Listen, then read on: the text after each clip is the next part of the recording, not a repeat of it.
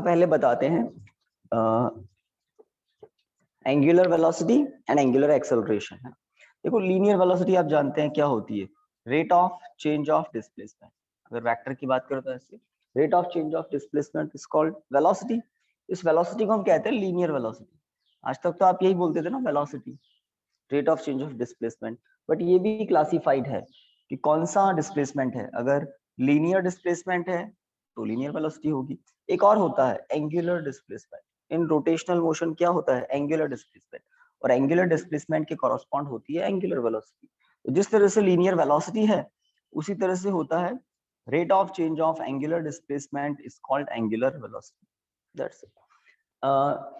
Linear velocity की तो different different directions हो सकती है, डिफरेंट डिफरेंट डायरेक्शंस हो सकती है, बट एंगुलर वेलोसिटी में दो ही डायरेक्शन पॉसिबल है। आप सोच सकते हैं कौन सी दो, क्लॉकवाइज या फिर एंटी क्लॉकवाइज, दो ही पॉसिबल है, आइदर क्लॉकवाइज और एंटी क्लॉकवाइज। क्लॉकवाइज हो सकता है या एंटी क्लॉकवाइज हो सकता है। Okay, rate of change of angular displacement is called angular velocity. Unit भी आप सोच सकते हैं ऐसा सिस्टम में, रेडियन पर सेकंड। एक होता है लीनियर एक्सेलरेशन, आप कहते हैं dv by dt, rate of change of velocity. इसी के कॉरस्पॉन्ड रोटेशनल मोशन में होता है अल्फा, इसको कहते हैं एंगुलर एक्सेलरेशन। तो बिल्कुल कॉरस्पॉन्ड आप देख सकते हैं एंगुलर एक्सेलरेशन। अब ये तो इंट्रोडक्शन था, अब एक टॉपिक है relation between linear, relation between linear and angular acceleration. Linear acceleration A, angular acceleration alpha, इन दोनों में क्या रिलेशन। तो हमने मे बी फोर्थ चैप्टर में एक टॉपिक पढ़ा था यूनिफॉर्म सर्कुलर मोशन से रिलेटेड, उसमें हमने कहा था v equal to r omega, याद आया कुछ, v equal to r omega. Linear velocity angular velocity में ये रिलेशन होता है, चैप्टर नंबर 4 में है, motion in a plane uniform circular motion में हम ऐसा डिस्कस कर चुके हैं। अब इसको वेक्टर फॉर्म में लिखा जाता है। आज आपको एक वेक्टर प्रोडक्ट बताऊंगा जिसको है ना, आई थिंक हाँ बिल्कुल ठीक है, वेक्टर प्रोडक्ट ज्यादा ठीक रहेगा, है ना। इसके बाद मैं इसकी बात करूंगा वेक्टर प्रोडक्ट। वेक्टर प्रोडक्ट की हम बात करेंगे। आपको डॉट प्रोडक्ट मतलब स्केलर प्रोडक्ट बता रखा है वर्क पावर और एनर्जी में, वेक्टर प्रोडक्ट मतलब क्रॉस प्रोडक्ट आपको इस टॉपिक के बाद बताएंगे।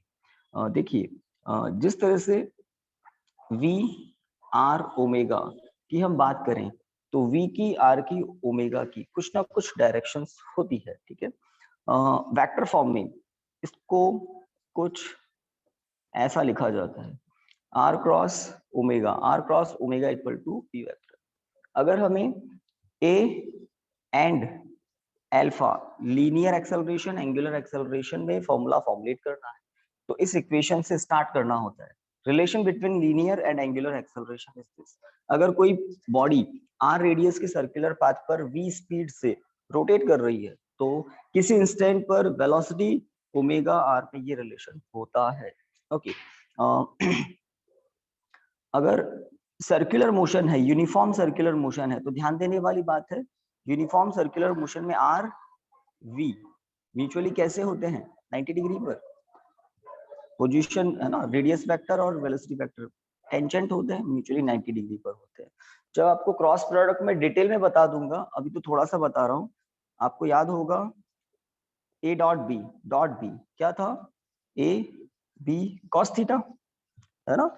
बट जब हम वेक्टर प्रोडक्ट की बात करेंगे तो यहाँ पर डॉट के प्लेस पर आता है क्रॉस, और वो होता है a b sine theta, that's it.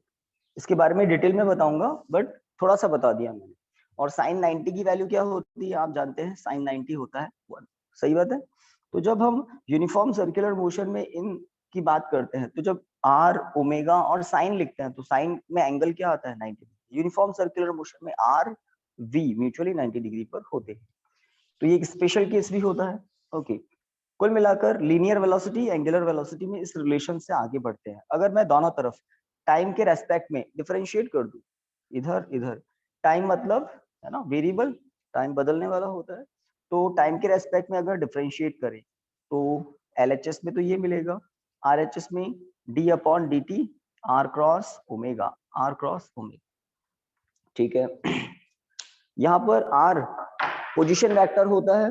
Uniform circular motion में तो r रेडियस होती है, फिक्स होती है, बट r वेक्टर है, उसकी डायरेक्शन तो चेंज होती है। तो कुल मिलाकर दोनों वेरिएबल होते हैं, r भी वेरिएबल होता है, ओमेगा भी वेरिएबल होता है। मैग्नीट्यूड चेंज हो सकता है, यूनिफॉर्म सर्कुलर मोशन नहीं है तो r का मैग्नीट्यूड भी चेंज हो सकता है, डायरेक्शन तो चेंज हो ही सकती है। कुल मिलाकर दो वेरिएबल हैं, तो डिफरेंशिएशन का एक रूल होता है d upon dx u into v। दो वेरिएबल्स के प्रोडक्ट का डिफरेंशिएशन क्या होता है, u dv by dx plus v du by dx। एक का डिफरेंशिएशन एक बार में होता है और एक को रेस्ट पर रख देते हैं, सही है। तो इस रूल को यूज लेकर क्या लिख सकते हैं हम, r vector cross d omega upon dt plus omega, sorry इसमें ऑर्डर चेंज नहीं कर सकते, r vector upon dr by dt cross omega. ठीक है, तो एक का डिफरेंशिएशन हुआ, दूसरे का नहीं हुआ, फिर पहले का हुआ, इस तरह से। यहाँ पर हम लिख सकते हैं r vector cross alpha vector plus v vector cross omega vector. देखो d omega by d t अभी बता रहा था, angular acceleration, d r by d t होता है v, rate of change of position vector is called velocity, position vector है ना, और ओमेगा एज इट इज है। इस रिलेशन को आप थोड़ा देखें, v equal to r omega, v equal to r omega, तो यहाँ पर r cross alpha as it is plus v के प्लेस पर आप लिख सकते हैं r क्रॉस ओमेगा। इस v को देखें बस, और ये ओमेगा तो है ही, इस v के प्लेस पर मैंने क्या लिख दिया, r क्रॉस ओमेगा। अब r cross alpha plus r cross zero, ये जीरो कहाँ से आया, तो यहाँ पर आप देखें omega cross omega, omega cross omega zero होता है। कैसे होता है, तो जैसे मैं आपको कह रहा था a क्रॉस b क्या होता है, a b साइन थीटा होता है, साइन थीटा, क्रॉस प्रोडक्ट में ट्रिग्नोमेट्रिक रेशियो साइन आता है, अभी डेफिनेशन देखेंगे। तो अगर a वेक्टर ओमेगा वेक्टर हो, b वेक्टर भी ओमेगा वेक्टर हो, तो क्या लिखना पड़ेगा, ओमेगा इंटू साइन 0 डिग्री। भाई दोनों वेक्टर ही जब सेम है तो डायरेक्शन सेम होगी, तो साइन 0 क्या होता है, 0। दैट इज वाई आप आगे भी देखेंगे आई क्रॉस आई, मतलब दो वेक्टर्स अगर सेम हो तो उनका क्रॉस प्रोडक्ट 0 आता है, क्योंकि साइन 0 0 होता है, साइन 0 0 होता है, और क्रॉस सॉरी डॉट प्रोडक्ट में तो मैक्सिमम वैल्यू आती है, क्योंकि कॉस 0 1 होता है, तो 0 इंटू आर 0, कुल मिलाकर r cross alpha. So a equal to what, r cross alpha. dv by dt को हम क्या लिखेंगे, है ना, dv बाई dt के प्लेस पर क्या होगा, a, तो a equal to r cross alpha. तो लर्न करना कॉम्प्लिकेटेड नहीं है, क्यों, क्योंकि v equal to r omega जिस तरह से है, तो यहाँ पर लीनियर एक्सेलरेशन और यहाँ पर एंगुलर एक्सेलरेशन आ जाए। बस रिलेशन डेराइव करने के लिए आ जाए तो आपको टाइम के रेस्पेक्ट में क्या करना होता है, डिफरेंशिएट करना होता है, और डिफरेंशिएशन का भी एक रूल होता है, एक बार में एक वेरिएबल का डिफरेंशिएशन। और इस तरह से यहाँ पर मैंने v के प्लेस पर जैसे ही वापस पुट किया r क्रॉस ओमेगा, तो एक ओमेगा क्रॉस ओमेगा की टर्म बन गई विच इज 0, है ना, ऐसे मेंशन कर देते हैं एग्जाम में, because omega cross omega equal to 0, this is. तो ये आपको नोट्स में मिलेगा। अब नोट्स में क्या नहीं है, क्रॉस प्रोडक्ट की डेफिनेशन नहीं है, मतलब वेक्टर प्रोडक्ट। तो हेडिंग लिख लो आप, घर पे जो है वो भी लिख ले, वेक्टर प्रोडक्ट। 7th चैप्टर के नोट्स में आपको एक टॉपिक नहीं मिलेगा, वो ये है वेक्टर प्रोडक्ट, वेक्टर प्रोडक्ट, है ना। एक डेफिनेशन लिखेंगे, डायग्राम बनाएंगे, और फिर फॉर्मूला की बात करें। आपको डॉट प्रोडक्ट का याद होना चाहिए, देखो थोड़ा बता देता हूँ। डॉट प्रोडक्ट की इंफॉर्मेशन से आप क्रॉस प्रोडक्ट मतलब वेक्टर प्रोडक्ट बहुत इजीली समझ जाएंगे। डॉट प्रोडक्ट को और क्या कहते हैं, जैसे वेक्टर प्रोडक्ट, क्रॉस प्रोडक्ट, या क्रॉस प्रोडक्ट मतलब है स्केलर प्रोडक्ट, डॉट प्रोडक्ट मतलब स्केलर प्रोडक्ट, है ना। स्केलर प्रोडक्ट में जो रिजल्ट आता है वो स्केलर होता है, बट क्रॉस प्रोडक्ट का जो रिजल्ट आता है ना वो वेक्टर होता है। ये एन कैप क्या होता है सब बताएंगे आपको। देखिए let we have two vectors, है ना, इनके बीच में कुछ एंगल है, okay.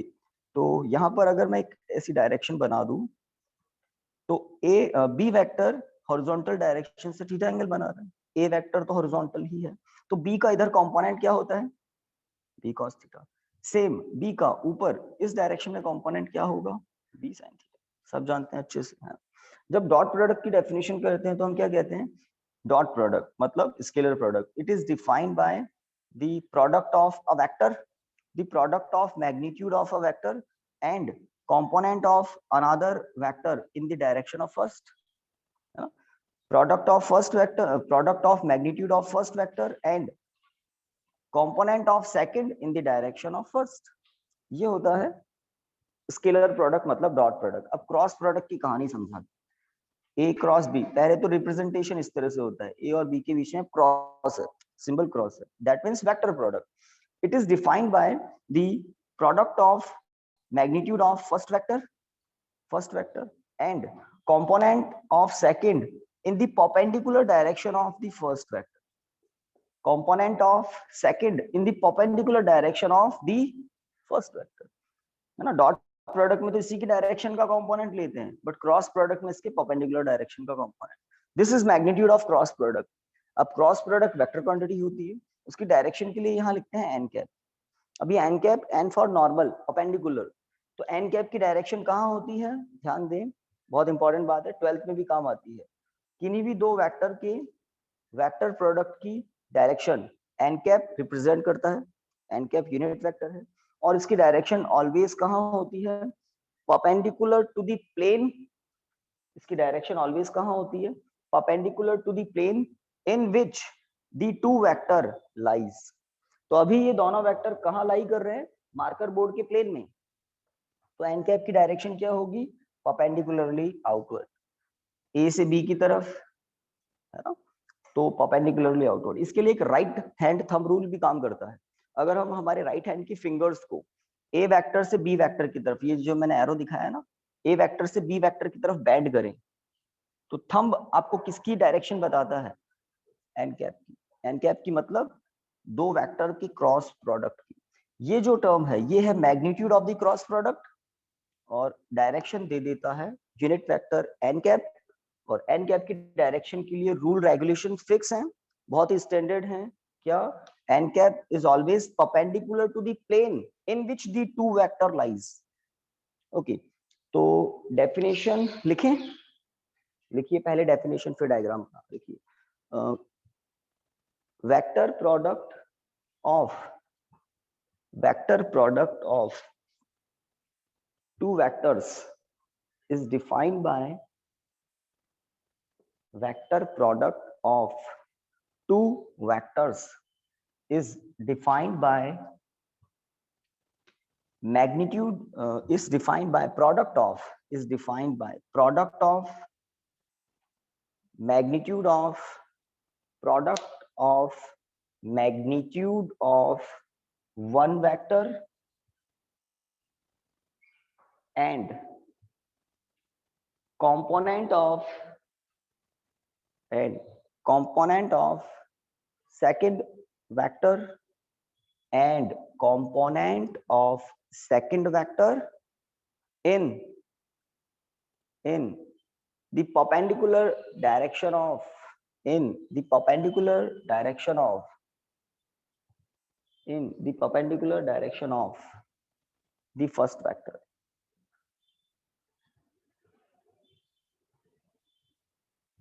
in the perpendicular direction of, direction of क्या लिखें, direction to the first vector, of की जगह टू कर देना, in the perpendicular direction to the first vector. तो देखिए यही बात कह रहा हूं, the vector product of two vectors is defined by product of magnitude of the first vector and component of second in the perpendicular direction to the first vector। Okay, आप एक diagram बनाकर नीचे ऐसा लिख सकते हैं, एन कैप के बारे में इस इक्वेशन के नीचे लिखा जाएगा। तो जैसा डायग्राम दिख रहा है आप बना लें फटाफट। तो बस ये पोर्शन नोट्स में नहीं था।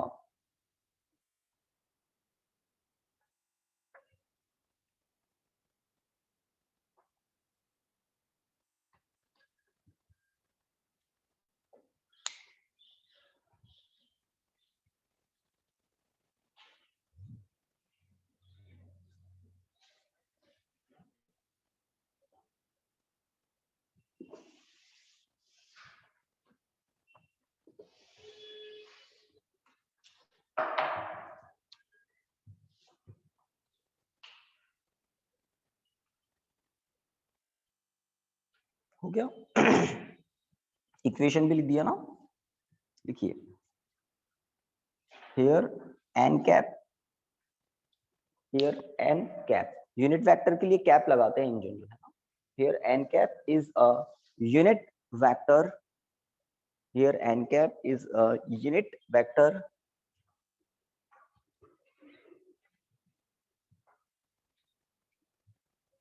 perpendicular to the plane, unit vector perpendicular to the plane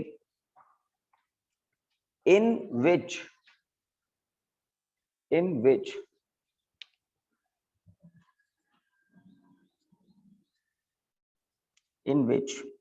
A and B vector लगा देना आपको, है ना. in which A vector and B vector lies, लाई कर रहे हैं ना, in which A vector and B vector lies, in which A vector and B vector lies. तो n cap ऑलवेज होता है परपेंडिकुलर उस प्लेन के जिसमें ये दोनों वेक्टर हैं. तो दो वेक्टर मिलकर एक प्लेन हमेशा बनाते हैं, कोई भी दो वेक्टर मिलकर एक प्लेन हमेशा बनाते हैं, उसके परपेंडिकुलर होता है एन कैप. और अब किसी प्लेन के परपेंडिकुलर भी दो डायरेक्शन होती है, जैसे ये सरफेस है ना, इस सरफेस के परपेंडिकुलर दो डायरेक्शन हो सकती है, एक परपेंडिकुलरली अपवर्ड, एक परपेंडिकुलरली डाउनवर्ड. उसमें भी कौन सी होगी? तो मैंने आपको एरो बताया ना एक तरीका, आप राइट हैंड की फिंगर्स को ए से बी की तरफ बेंड करें. फर्स्ट क्या लिखा है हमने? ए. सेकंड नंबर पर बी लिखा है, ऑर्डर देख लो, फर्स्ट ए. तो ए से बी की तरफ जब फिंगर्स बेंड करेंगे तो थंब आउटवर्ड आ रहा है. और अगर किसी क्वेश्चन में आपको ऐसा करना पड़ जाए, कैसा? B cross a, order change कर दिया, तो प्रोसेस उल्टा होता है. बी क्रॉस ए की कंडीशन में आपको फिंगर्स बी से ए की तरफ बेंड करनी, तो थंब जा रहा है परपेंडिकुलरली इनवर्ड.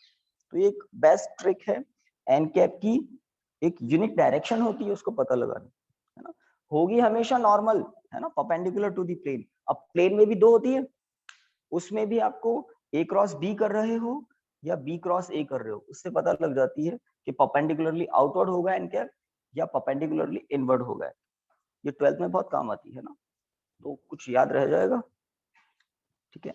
और इसको हम राइट हैंड रूल भी कहते हैं, राइट हैंड रूल. ये राइट हैंड है मेरा, राइट हैंड से हम फिंगर्स को बेंड करते हैं फर्स्ट वेक्टर से सेकंड वेक्टर की तरफ, और थंब हमें डायरेक्शन बताता है वेक्टर प्रोडक्ट की, ए क्रॉस बी की या बी क्रॉस ए की.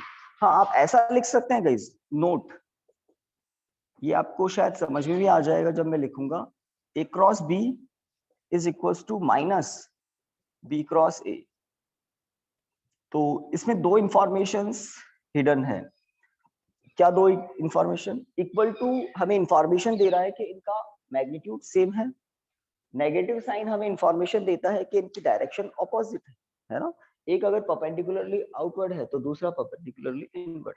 मैग्नीट्यूड सेम है, डायरेक्शन अपोजिट है. तो ये नोट करके लिख सकते हैं. ए क्रॉस बी ऑलवेज नेगेटिव होता है बी क्रॉस ए के. ऑर्डर चेंज करते ही नेगेटिव साइन रिसीव होता है, ऑर्डर चेंज करते ही. और ये नेगेटिव साइन बस डायरेक्शन के बारे में हमें इंफॉर्मेशन देता है, और वो भी कौन सी? Opposite direction.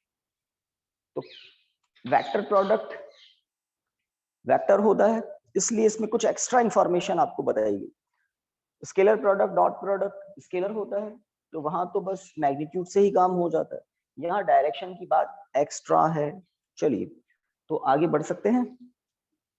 एक टॉपिक आप आई थिंक देखेंगे, एंगुलर मोमेंटम देन टॉर्क. ये दो टॉपिक बता देते हैं. एंगुलर मोमेंटम, तो लीनियर मोमेंटम आप सब जानते हैं, P equal to mv.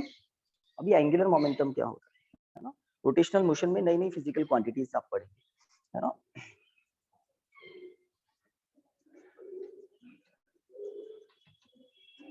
Angular momentum के लिए सिंबल है L.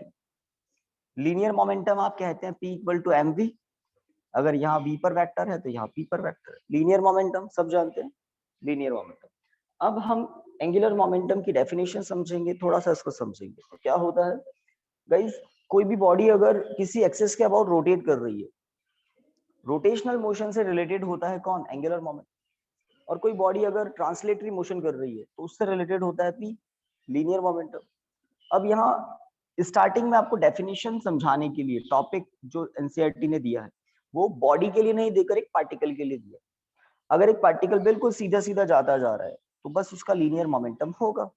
बट अगर पार्टिकल सीधा सीधा जाता हुआ कभी घूम भी जा रहा है, रोटेशन भी दिख रहा है उसमें, तो उस मोमेंट पर p के साथ साथ उसमें l भी होगा, क्योंकि जब वो टर्न करता है तो किसी ना किसी रोटेशनल एक्सिस के अबाउट घूमता है, घूम रहा है, किसी ना किसी रेडियस ऑफ कर्वेचर के अबाउट घूम रहा है। तो let this is a rotational axis, ठीक है।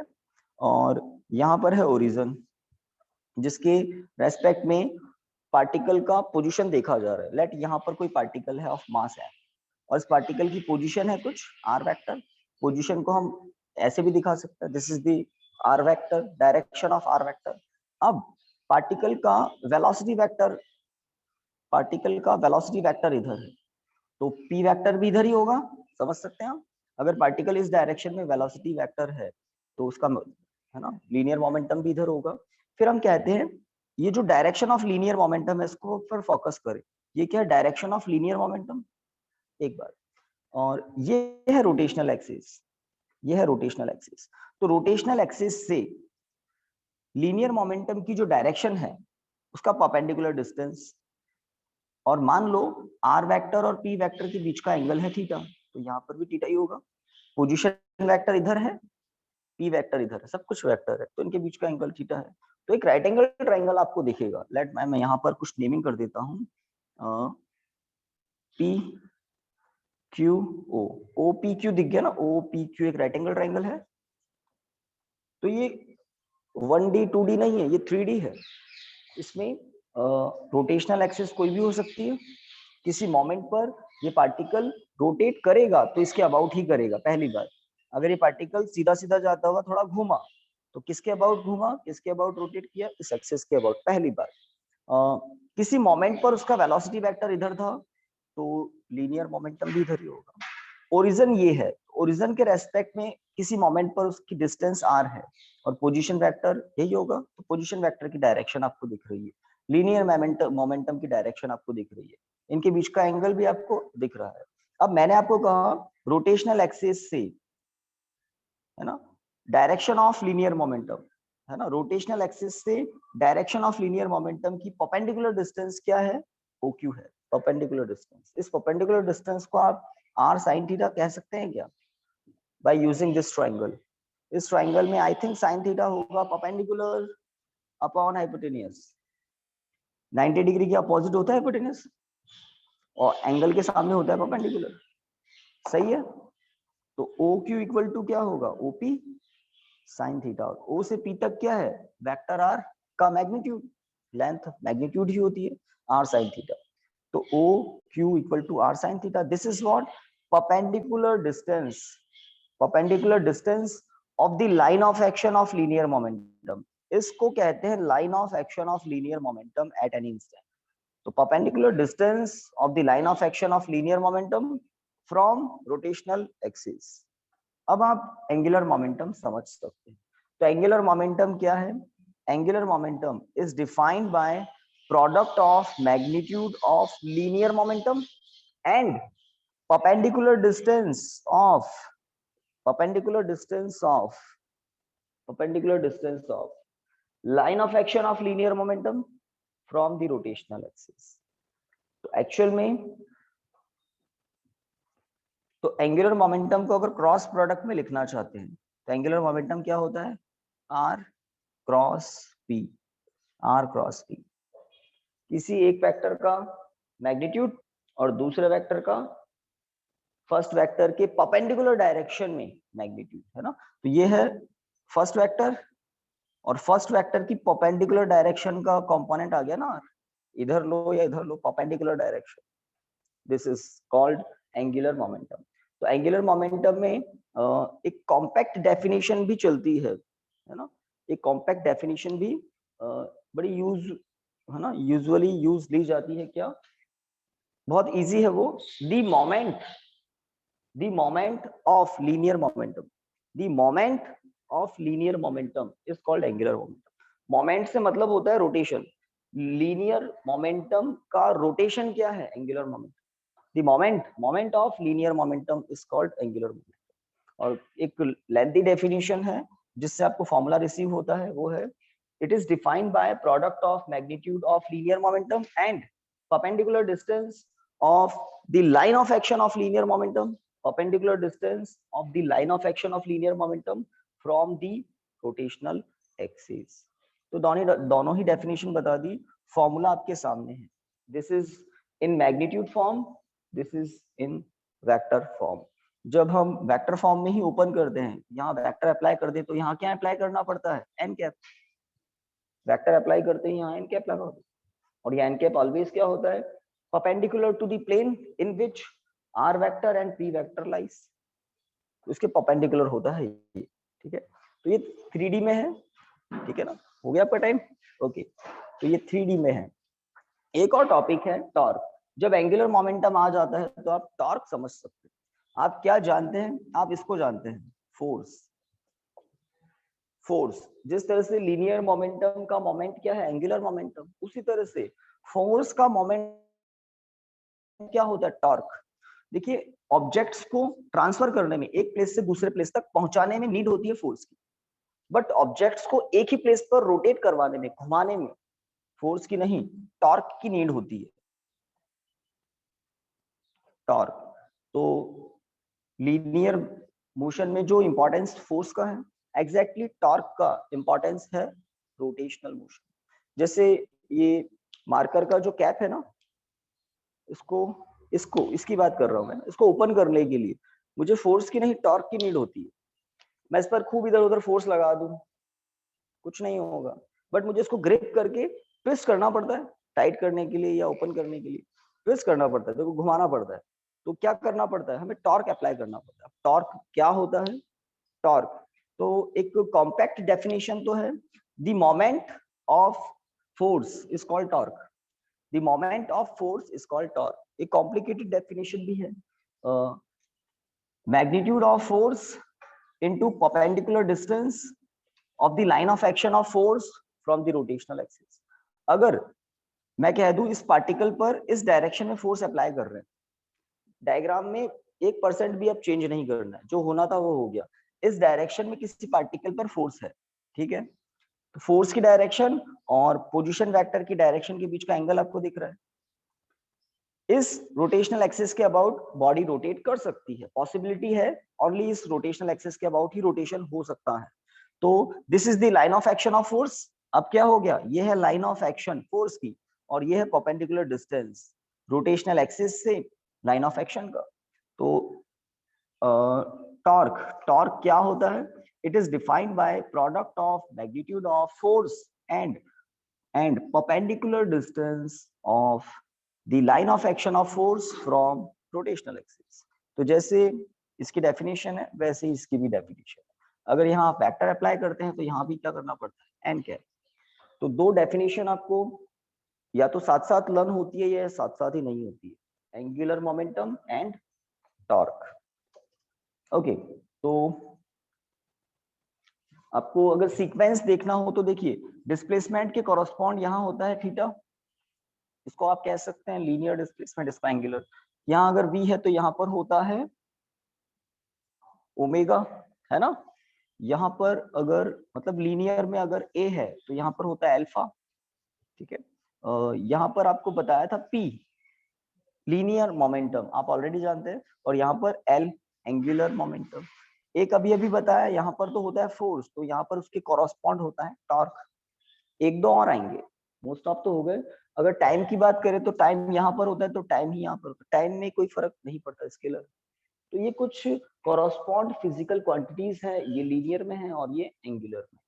एक दो और है, जिससे लीनियर में होता है मास, एंगुलर में मास नहीं होता, मास के बेस पर कुछ और होता है. वो क्या होता है उसकी बात शायद कल हो पाएगी. अभी एक टॉपिक है relation between angular momentum and torque. Relation between angular momentum and torque. Angular momentum मतलब ये, टॉर्क मतलब ये, इन दोनों में क्या रिलेशन है? और आप क्या जानते हैं इन दोनों में रिलेशन? जानते हैं क्या? P और F में रिलेशन जानते हैं? क्या जानते हैं? dp अपॉन dt क्या होता है? फोर्स होता है. हम प्रूव कर देंगे कि dl अपॉन dt टॉर्क होता है. प्रूव करना पड़ता है। ये एक छोटा 2 मार्क का डेरिवेशन आ सकता है। तो क्या है एक topic, relation between L vector and torque, इन दोनों में रिलेशन क्या होता है। तो स्टार्ट कहां से करते हैं, स्टार्ट करते हैं आप, we know relation between angular momentum and linear momentum, we know relation between angular momentum and linear momentum, l vector equal to r cross p. पहली बात, इसको आप टाइम के रेस्पेक्ट में डिफरेंशिएट करते हैं तो क्या मिलता है यहाँ पर, d l vector upon d t equal to r और पी, दो वेरिएबल हैं, तो जैसे आपको u इंटू वी का डिफरेंशिएशन बताया था, r cross dp upon dt plus dr by dt cross p, एक बार में एक का डिफरेंशिएशन। अब आगे देखें तो r क्रॉस तो ऐसा का ऐसा, इसको क्या लिख सकता हूं, फोर्स, देख लो सही ना, force dp by dt force होता है, इसको आप v वेक्टर लिख सकते हैं और ये p वेक्टर, ठीक बात। dr by dt rate of change of position क्या होता है, वेलोसिटी होता है, ठीक है। तो r क्रॉस f के प्लेस पर क्या लिख सकते हैं, टॉर्क। r क्रॉस f क्या होता है, जिस तरह से l होता है वैसे r क्रॉस f क्या होता है, टॉर्क। यहां पर आप देखें तो v vector plus m v vector, देखो p के प्लेस पर m भी लिख सकते हैं ना, m मास स्केलर फिजिकल क्वांटिटी होती है, तो मास को तो आप आउट कर दें, अंदर क्या रहेगा, v cross v, vector product तो वेक्टर्स का ही होता है। अब v क्रॉस v आप आइडिया लगा पा रहे हैं क्या होता है, v क्रॉस v जीरो होता है, सेम फिजिकल क्वांटिटीज में एंगल कुछ भी नहीं होता बीच में, इसलिए साइन जीरो जीरो होने से v क्रॉस v जीरो होता है। तो एक सिंपल सा डेरिवेशन है और वो क्या हुआ देखिए, तो रिजल्ट आ गया ना, टॉर्क वेक्टर इक्वल टू क्या मिल रहा है, dl बाय dt, जिस तरह से ये है उसी तरह से ये, बट स्टेप्स हैं थोड़े, है ना, डिफरेंशिएशन आपको करना पड़ता है, कुछ रूल रेगुलेशंस आपको यूज लेने पड़ते हैं, because v vector cross v vector zero, तो कर सकते हैं रिलेशन बिटवीन, है ना, याद रखना पड़ेगा स्टार्ट कहां से करते हैं। फिर एक और बात याद रखना पड़ता है, r क्रॉस f क्या होता है, टॉर्क होता है। दो डेफिनेशन इसलिए आपको पहले बताई, एक तो एल वेक्टर की और एक टॉर्क की, तो ये एल वेक्टर की डेफिनेशन से और ये टॉर्क की डेफिनेशन से, दैट्स इट, यहाँ तक पहुंच जाते हैं। तो आपको काफी कॉरस्पॉन्डेंस दिखेगी, जैसा लीनियर में होता है वैसा एंगुलर में भी होता है। ओके, तो एक ये टॉपिक अच्छा टॉपिक है, इंपॉर्टेंट कहा जाता है, इसको पूछ लेते हैं इन जनरल। ओके, अब आप बताइए इसके बाद टॉपिक क्या होना चाहिए, मोमेंट ऑफ इनर्शिया आ जाता है, टाइम देखो कितना है, मोमेंट ऑफ इनर्शिया, वो जो मैं कह रहा था ना अभी, टाइम तो है, ये जो मास है ना, ये मास हम कंसीडर करते हैं ट्रांसलेटरी मोशन में, लीनियर में, मास के प्लेस पर होता है आई, आई को कहते हैं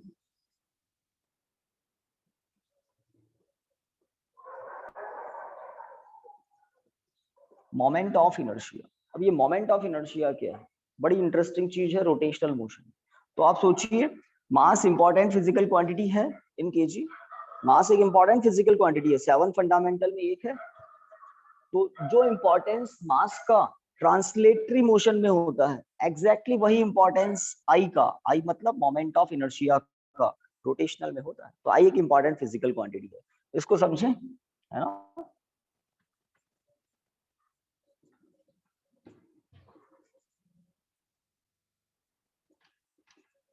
तो मोमेंट ऑफ इनर्शिया को समझते हैं, इससे पहले आपको एक डायग्राम थोड़ा सा कंसिडर करना होगा। This is a rotational axis, कोई particle of mass m, particle कह रहा हूं ना, पार्टिकल का साइज पॉइंट साइज है, बहुत छोटा पार्टिकल, एक m मास का पार्टिकल छोटा सा, perpendicular r distance, rotational axis से परपेंडिकुलर r डिस्टेंस पर रोटेट कर रहा है, किसके अबाउट, इस रोटेशनल एक्सिस के अबाउट, सर्कल डिस्क्राइब कर रहा है, रोटेट करता ही जा रहा है, करता ही जा रहा है, करता ही।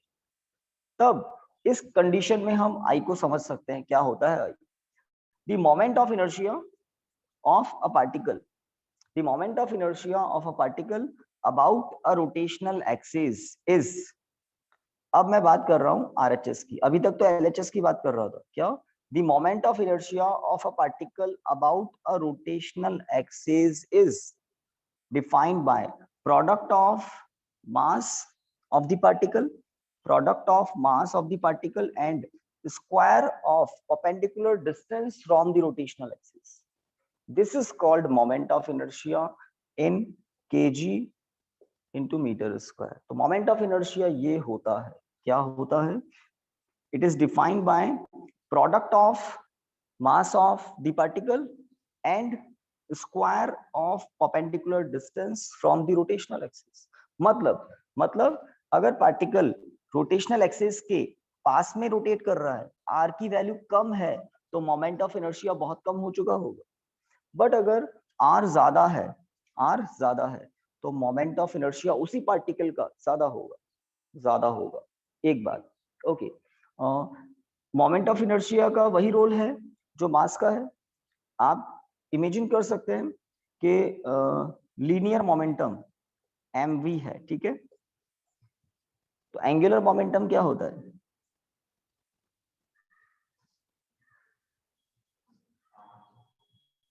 r cross p. तो r ज्यादा होने पर l ज्यादा होगा.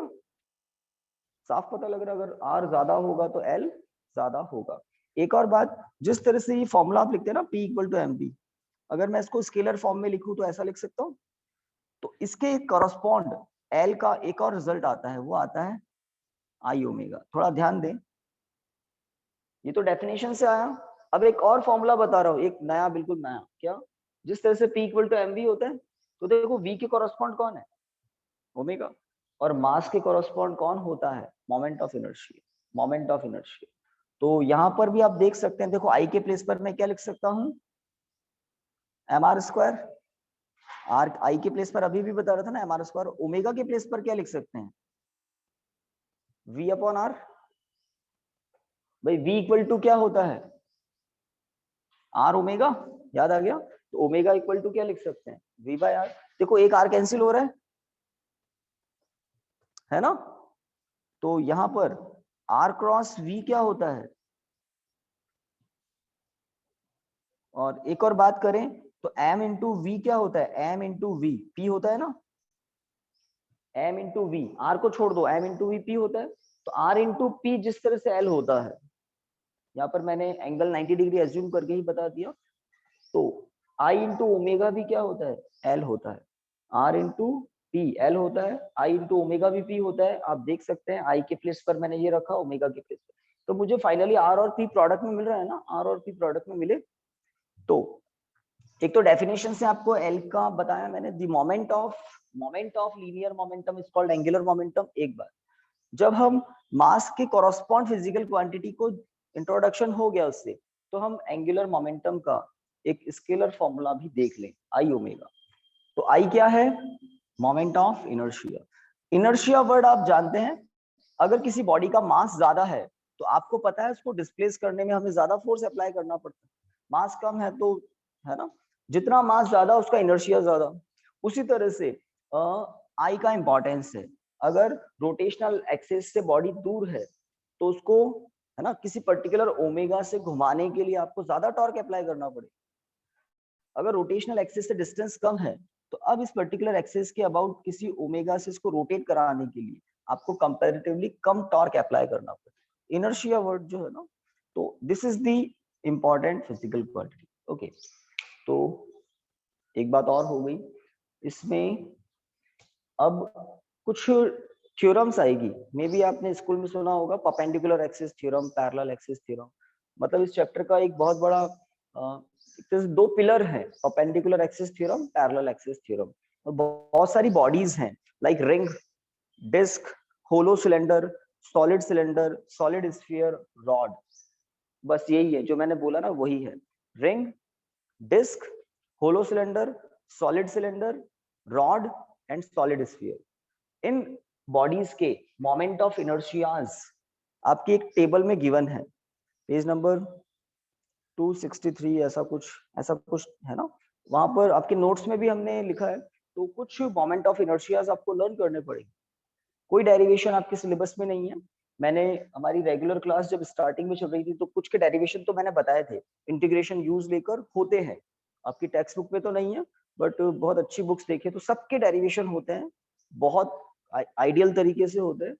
इंटीग्रेशन को यूज लेकर, थोड़ा कॉम्प्लिकेटेड है, बहुत लेंथी है, बट होते हैं।